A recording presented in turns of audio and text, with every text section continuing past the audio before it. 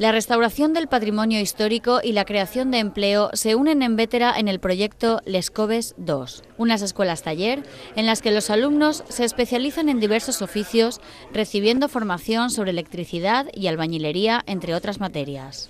Això ha comportat que una inversió en la que han passat més de 200 persones han pogut dependre oficis i especialitzar-se en les feines que tenien que fer.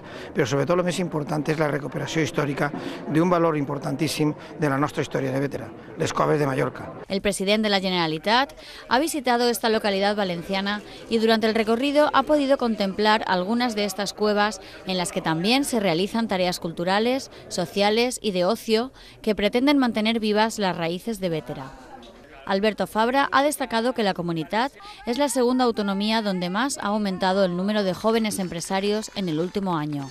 Son muchas las personas que en estos momentos están necesitadas y somos conscientes que especialmente los jóvenes y el resto de miembros de la sociedad necesitan ese esfuerzo a través de la Generalitat para poder generar las condiciones y el escenario perfecto para que las empresas puedan crear empleo. En la comunidad hay un total de 77 actuaciones en funcionamiento entre escuelas taller, talleres de empleo y casas de oficio que permiten recibir una formación laboral.